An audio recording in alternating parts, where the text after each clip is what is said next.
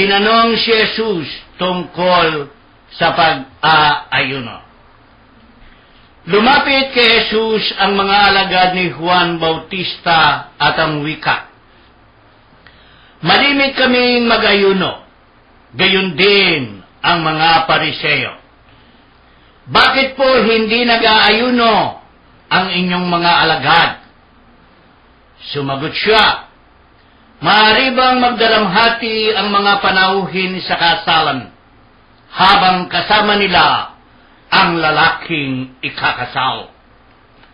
Kapag wala na siya, saka pa lamang sila mag-aayuno. Walang nagtatagpi ng bagong kayo sa isang lumang kasuotan, sapagkat mababatak nito ang tinagpian at lalong lalaki ang punit.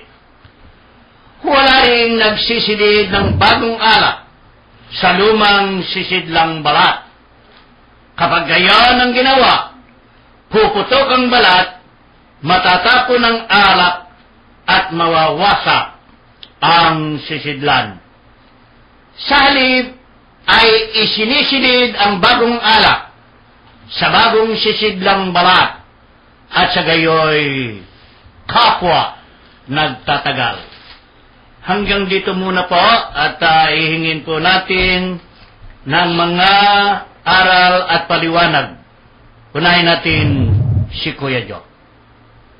Tinanong si Jesus tungkol sa pag-aayuno. "Mga kapatnubay, katumbas po ng pangungumpisal ang pag-aayuno. Mga makasalanan lang po ang nag-aayuno upang mapatawad ang kanilang mga kasalanan. Ayon po sa ating Panginoon, kung sumusunod po tayo sa kanyang mga aral, hindi na kailangang mag-ayuno pa." Napakaganda po ng ibinigay na aral ng ating si Kuya Jo. Tanungin naman natin si Kuya Ben. Bago po natin dakuhan ang salita ng Diyos, salita ni Jesus na ating pong binasa, ay nais muna natin ano ba yung ayuno. Pangalawa, ano ang kahalagahan. Pangatlo, tingnan natin kung ano yung magagawa nito sa bawat isa sa atin. Ano yung lalim. Sapagkat ito pong pag-aayuno ay nung mga kapanahunan na talaga mayroon na itong lumulutang kung paano ang dapat gawin at ano ang mga bagay-bagay na nakapaloob sa pag-aayuno. Hayaan muna natin pong basahin bago natin bigyan ng mga pagpapaliwanag ang nasa aklat ng Levitico, sapagkat ito'y suporta rin dun sa sinabi ni Kuya Jo. Napakahalaga yung Kuya Jo, no? Basahin po natin ang aklat ng Levitico sa Lumang Tipan, Kabanata 23, may talata 26 at ang mga sumusunod. Sinabi pa rin ni Yahweh kay Moises, ang ika-10 araw ng ika-7 buwan ay araw ng pagbabayad sala. Narinig po yung sinabi ni Kuya Jo, kaya ito'y related.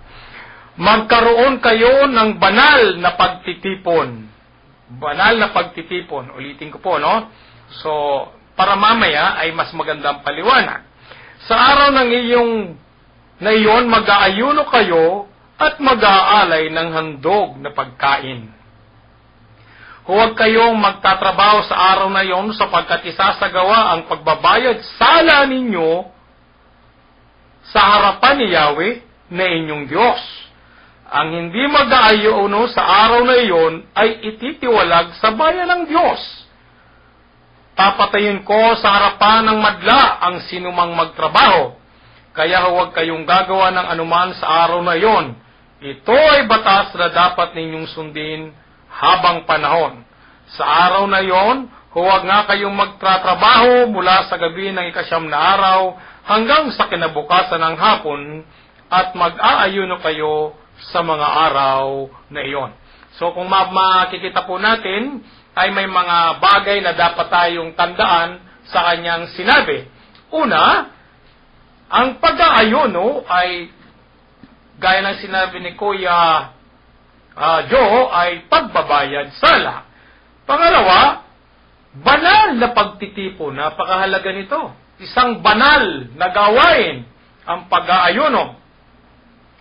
Ito ay isang pag-aalay at paghahandog ng pagkain at pahinga. Pagpapahinga sapagkat hindi pwedeng magtrabaho. Ikaw ay nasa konsentrasyon sa piling ng Diyos. Ito yung napakakahalaga na makikita po natin. Balikan po natin ang mga nagtatanong kay Jesus nung mga sandaling iyon. Sabi nila, malimit kaming mag-ayuno gayon din ang mga Pariseo. Bakit po hindi nag-aayuno ang inyong mga alagad? Kasi sinusunod nila talaga yung nasa Leviticus, yung batas. Kasi alam nga nila, batas talaga yung pag-aayuno. Sumagot siya, maaari bang maggalamhati ang mga panahon sa kasalan habang kasama nilang lalaking itinasal? Kapag wala na siya, saka pa lamang sila mag-aayuno. Napakaganda po ito.